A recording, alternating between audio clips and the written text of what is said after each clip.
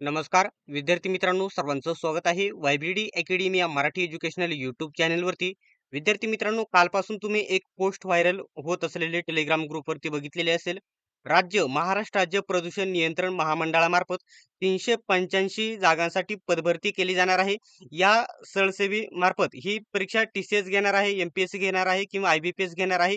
याच्याबद्दल डिटेल्स मध्ये माहिती सांगणार आहे. आणि या 385 जागा असतात, परंतु याच्यामध्ये कोणकोणती वेगवेगळी पदे असतात आणि सॅलरी स्लिप म्हणजे सॅलरी जे इन्व्हेस्टमेंट जे एस लेवल वगैरे कशा प्रकारचे आहे ते सर्व माहिती सांगणार आहे. आणि याच्यामध्ये कोणकोणती पदे देखील असणार आहे, कोणत्या पदाला किती पेमेंट राहतं ते देखील सांगणार आहे. जाहिरात कधीपर्यंत येऊ शकते याच्याबद्दल देखील डिटेल्स मध्ये माहिती सांगणार आहे. फक्त व्हिडिओ शेवटपर्यंत बघा आणि अशाच प्रकारच्या कोणत्याही अपडेटसाठी अजूनही चॅनलला सबस्क्राईब केले नसेल तर सबस्क्राईब करा. वेळेतच सर्वात पहिल्यांदा तुमच्यापर्यंत अपडेट पोहोचवण्याचं काम होणार आहे. आता सर्वात पहिल्यांदा मी माहिती सांगण्याच्या अगोदर याच्यामध्ये कोणकोणती पदे असणार आहेत याची माहिती मी तुम्हाला देण्याच्या अगोदर एक गोष्ट लक्षात घ्या. ही जाहिरात सध्या लगेच आलेली नाही, येणार आहे. परंतु बघू शकता, महाराष्ट्र प्रदूषण नियंत्रण महामंडळातील भरती प्रक्रिया सुरू करण्याचा निर्णय घेतलेला आहे आणि कार्यवाही अजून अपूर्ण आहे. ही पूर्ण होणे बाकी आहे. आता इथं नीट माहिती समजून घ्या. महाराष्ट्र प्रदूषण नियंत्रण मंडळाचा सुधारित आकृतीबंध करण्याचा दिनांक बघू शकता, 29/1/2025 रोजीच्या शासन निर्णयानुसार महाराष्ट्र प्रदूषण नियंत्रण मंडळाने नवीन सेवा प्रवेश नियमास मंजुरी दिली आहे. सदर सेवा प्रवेश नियम मंजुरीसाठी सामान्य प्रशासन विभागास पाठवण्यात आलेले आहेत. नवीन सेवा नियम प्रवेश मंजूर झाल्यानंतर महाराष्ट्र प्रदूषण नियंत्रण महामंडळाकडून भरती प्रक्रिया राबवण्यात येणार आहे.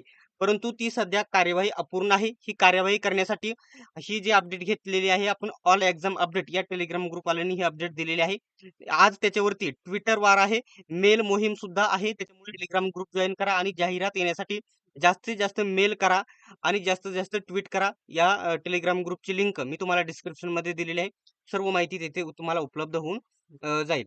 आता ही जाहिरात ना याच्या अगोदर कधी आली होती तर 2023च्या एंडिंगला जाहिरात आलेली होती. कधी, इथं जर बघितलं तर त्यांचे अर्ज फॉर्म भरण्याची दिनांक कधी होती, 29/12/2026 म्हणजे शेवटच्या आठवड्यामध्ये, 2023 मध्ये शेवटच्या आठवड्यामध्ये ही जाहिरात आलेली होती.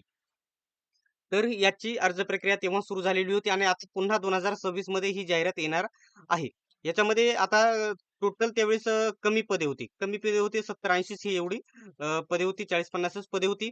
परंतु आता जी येणारी जाहिरात आहे त्याच्यामध्ये किती पदे आहेत सर्वांना माहीत आहे. तब्बल 385 याच्यामध्ये पदे असणार आहेत. किती? 385 पदे आहेत, कारण नवीन सुधारित आकृतीबंध त्यांनी मंजूर केलेला आहे.